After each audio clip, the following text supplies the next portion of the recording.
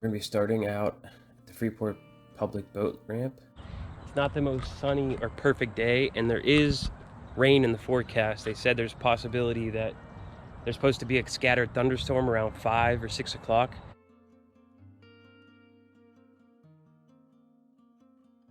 Everything's in the canoe. I got my food. I got all the GoPro stuff in that bag and recharging stuff in that bag, cables in that bag, flashlight in that bag, hand sanitizer. And then this is a little tiny buffalo creek and it goes into the Allegheny River. Oh, it feels so good out here right now. And popping out, staying close to shore as I move my way down the Allegheny River. And this is pretty much as far as I plan on going. But the only thing is there's an active train track that runs down this area. And if that's active at night, that could be a little bit uncomfortable.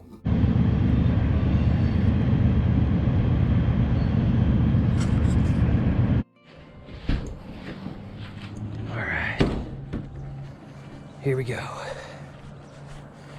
Took my urination. Got some people down at the docks. What's up, guys?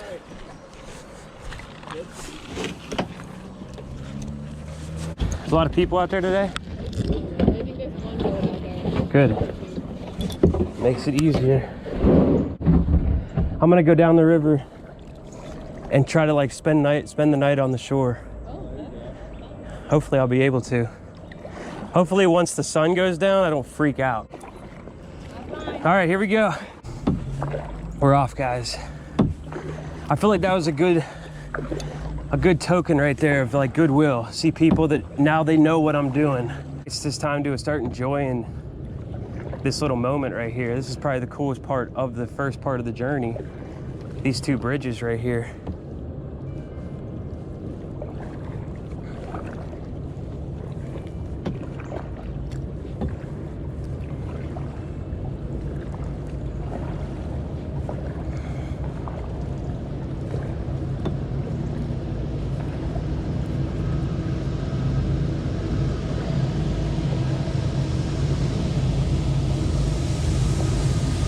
And there's the train.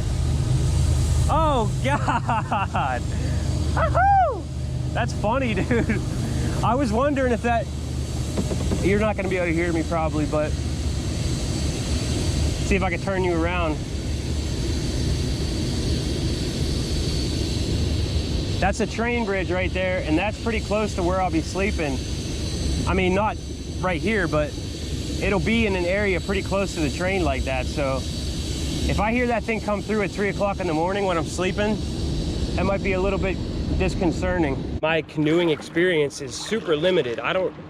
This is the third time I've ever been on the water in any form, in any situation. And I guess, you know, one thing about me is that whenever I start getting into something, I tend to go hamburger. I mean, the first time that I went out kayaking, I was out for 2 hours. And then the second time I went out, I was out for like 4 or 5 hours, and now I'm planning on going out and spending the night on the shore somewhere. So I guess I just, you know, I take everything from 0 to 100 real quick. There's a little baby deer over here.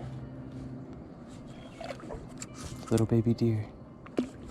I think it's a baby deer. Dude, look how cute it looks. It's just down here by the water, hanging out. Hi, baby. Hi. You're so cute.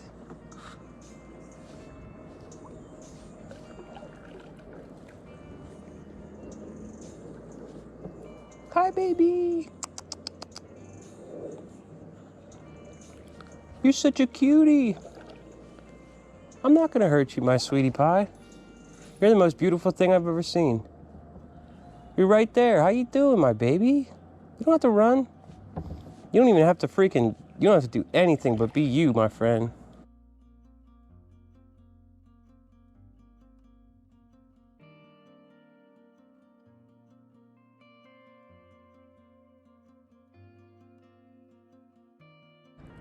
This is what the river has been looking like for a little while now, and this is where my inexperience in kayaking comes in really bad handy because I have no idea if there's not a shore that I can pull up onto. I don't even know how to get out of the boat in a situation like this. Excuse me. If I needed to get out of the boat because I saw like lightning or for some reason and I crap my pants, I don't know what to do at this point. Like, how do I get through this? And you know what's weird? This river is downstream. That's downstream. But I'm floating that way. So something's going on that I'm not aware of. Anyway, I'm kind of bummed out about the shore.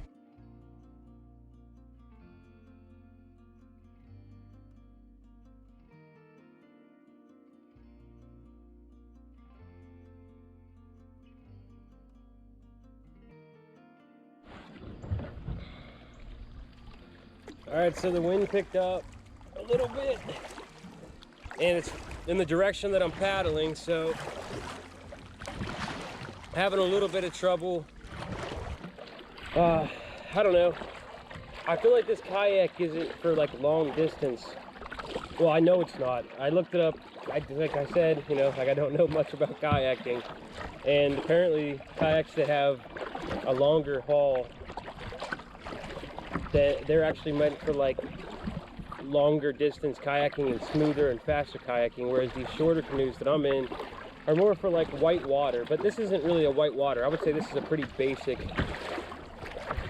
kayak, but you can see I'm paddling right into the wind here. It's really causing me to bump around a little bit, but probably doesn't look like much on camera, especially with the hyper smooth. But I'm actually at the cove now. We'll spin around here so you can see. I don't know if you're gonna be able to see, there's a little hole right there.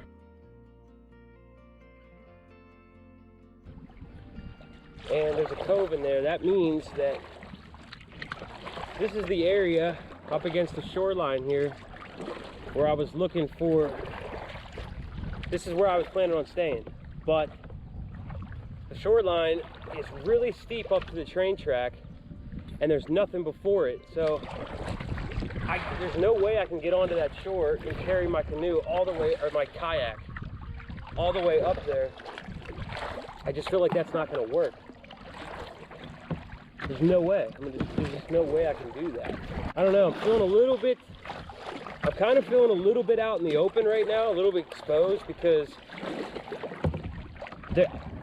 in order to go back to where my car is, it's gonna take me a little bit of time, like probably 45, 30, like maybe even an hour, honestly, of paddling back. So I've been going for a while now, and I'm starting to feel sprinkles of rain. And if it starts pouring on me, I can't get off on the shore, and I can't just like get back to the car. So I kinda, honestly, if that starts happening, best case scenario is that I just cross the river completely. And I try to go up onto that shore, because that looks like a nice beachy shore over there, but that's people's property. So that's only like if it's really, really bad coming down. But then at that point, am I even gonna want to cross the river? Yeah. These are the logistics of it you don't know about until you get out and you actually start paddling, you know? The logistics that you can't, like, what's that saying? You can't see how steep a cliff is until you're rubbing noses with it. And that saying is literal, you know, because if you do any climbing, you know that anytime that you're about to climb something that can look super intimidating from a distance, and then once you get up right next to it, it can look like nothing at all. And then the exact opposite, you can see something from a distance that looks super, super, super, super easy, and then you get up next to it and you're like, holy God, that's like an overhang, and it's loose rock and it's impossible. So the same thing is like when you take that metaphor and apply it to anything in life, you never really realize what you're going to be able to do until you're doing it. And I might not be able to do this. All right, so I was heading down river and I kept going and going and going, and I've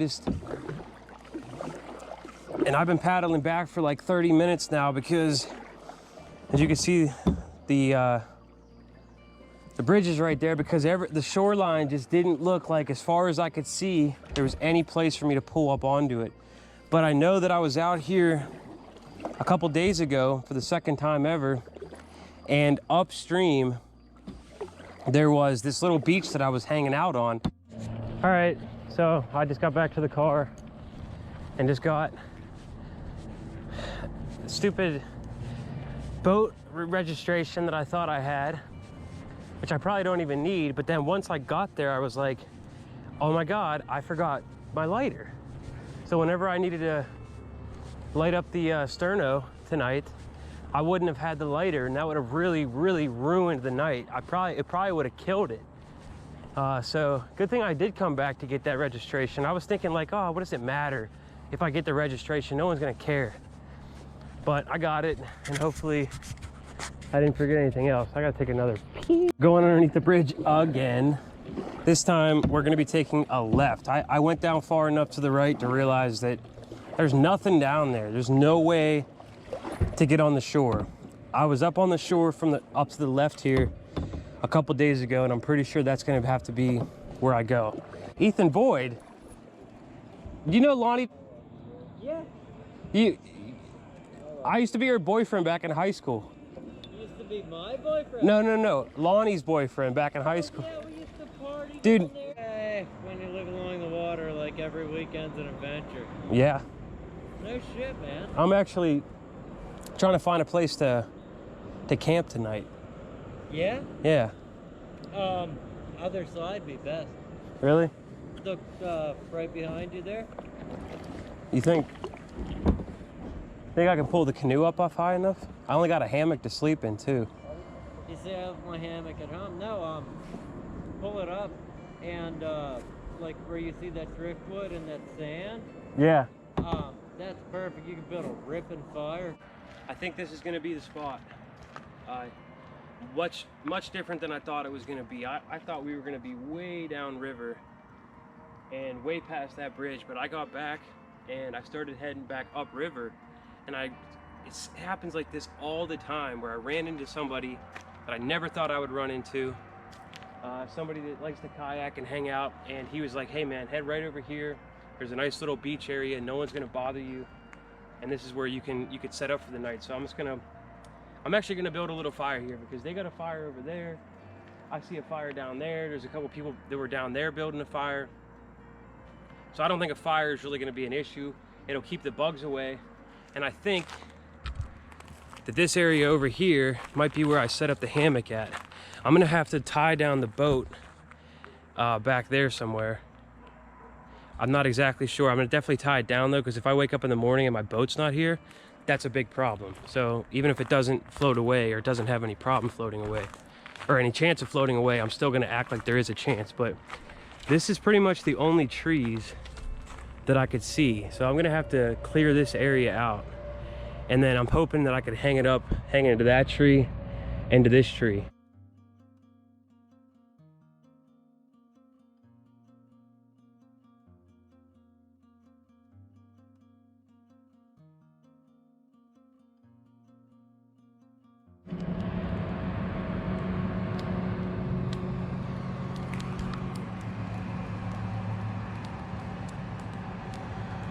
As you can see, I gotta keep maintaining it.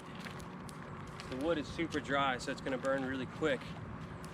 But hopefully I can just keep it to its simmer the entire afternoon. I'm not gonna be able to keep it burning through the night, but I don't need it to, it's not hot. Got the fire going, got the canoe pulled up higher, still gotta tie that up. But hung the hammock up. It's not perfect, but thankfully it's gonna work, I hope.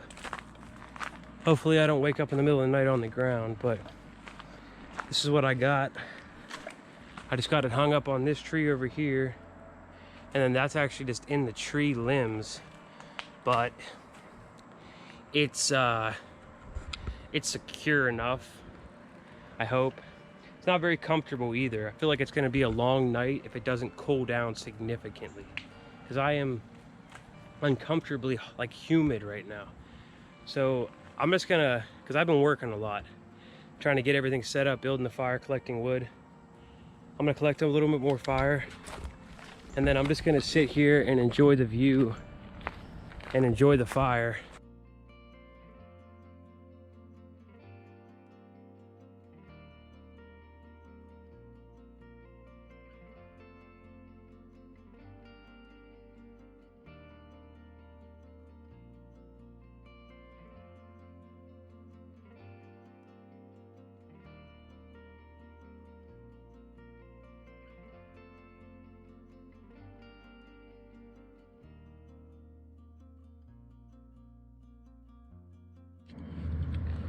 So we just got one of these sternos here.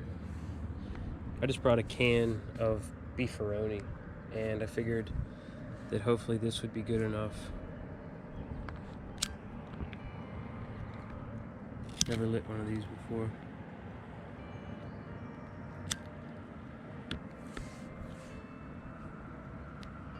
Oh, that's going. Wow, you can't even see it, but it's really hot.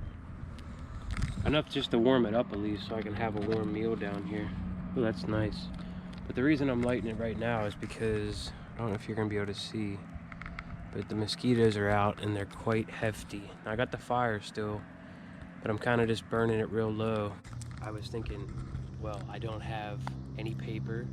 I don't have anything to make a fire with other than that sterno, which I probably could have used to light it up too, but then I thought, oh, and I could have just put the sterno right on there actually. But the hand sanitizer does work though. I've seen that in a couple other like people's vlogs where they were out in the woods and they throw hand sanitizer on it, and it works really well. It lit it up. I didn't even have to do anything. Like, I just put wood in a POW and then I poured hand sanitizer on it, lit it, and I walked away. I gotta head out one more last time and grab firewood. Firewood. I meant to say firewood, obviously. Ow. Oh, this is gonna be real nice. Looks super dry. Super dry.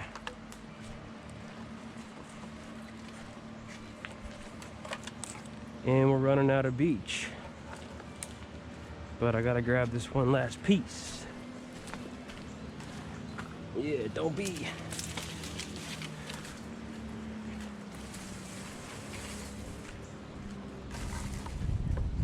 And they're driving on their ski-doos down. Wow. That'd be so much fun. I wonder how much those cost. There's a fishing lure right there. It's like a little squid. Alright, that's definitely not enough firewood, but why do I keep saying firewood? Firewood. It's not enough firewood. We're having fun out here, folks. Ooh. Purchase a new phone or use the phone you have. Set up your phone plan from I gotta turn the phone off. Only pay for the data you use with Google Fi's flexible. Oh, that hurt. Hello, I'm Gav. I'm Dan with... Watching the slow-mo, guys. Gotta turn that down. Let's get you guys set up right down here. So we got the little sterno. Is it hot? It's hot. Can't pick it up.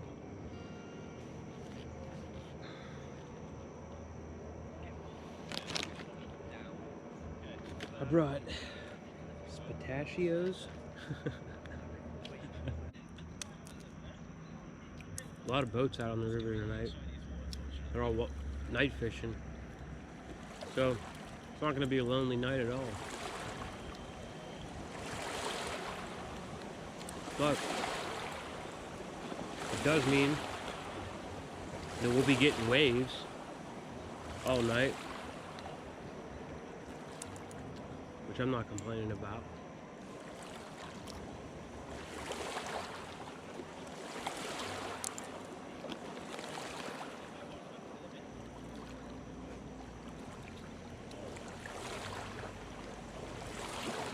I've spent the night just up on top of this hill. It's what Ethan was talking about earlier. I think it's called Baker Trail. And it's beautiful because you can look over this town down here. So not a lot of light coming off from the fire. But there's these two lights out here. That's the houseboat, and they're just pushing down into the water. Hopefully they hang out there for a while. It's kind of nice. Have company. You could also see two people over here. They're also fishing from the shore with lights. And then there's another group of people right here, you can't see, with fire. This place comes alive at night.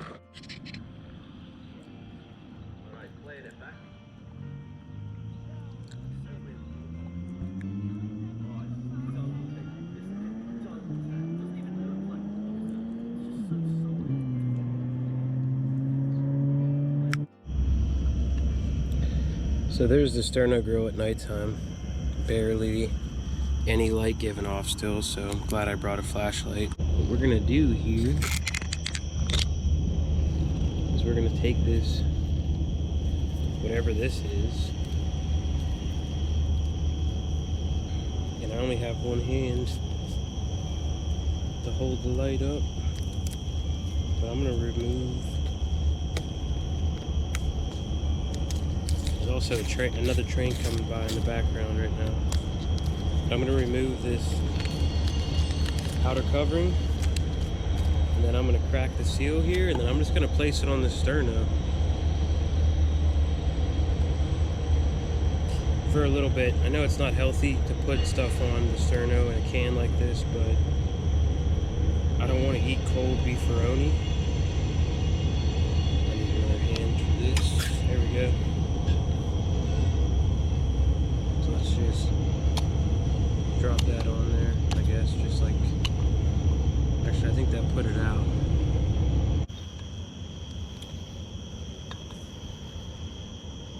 Anyway, I'm gonna keep doing this.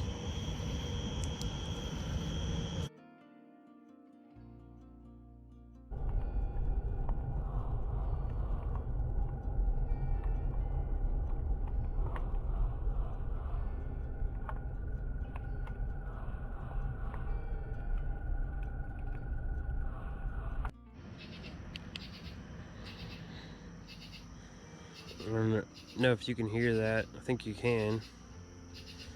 I think it's directly above me in the tree. I don't know what it is, but it's really loud. So we're in the hammock now, and we're just gonna sit here and just enjoy the day. I mean, we went kayaking down the Allegheny, tried to find a spot. Sadly, we didn't find one. Then I was kind of actually thinking, oh man, this isn't gonna work, and then ran into a nice friend, an old friend, and he basically pointed out this area, which I would have never, if I wouldn't have talked to him, there's no way I would have camped out here. I would have been so paranoid about people, because there's, right across the river, there's the town of Freeport, so if people in that town wanted to, you know, whatever, I don't know. Anyway, I'm getting sleepy. This hammock's actually super comfy. It's cooled down quite a bit. Earlier it was super hot. I was sweating a lot, it was humid. But I'm just gonna sit here, watch YouTube on my phone, because there's nothing else to do. And yeah, call it a night. We'll see you in the morning. We don't got any breakfast. We're just gonna get up in the morning and paddle out. And that'll be the video. Floated when I go. I floated when I go.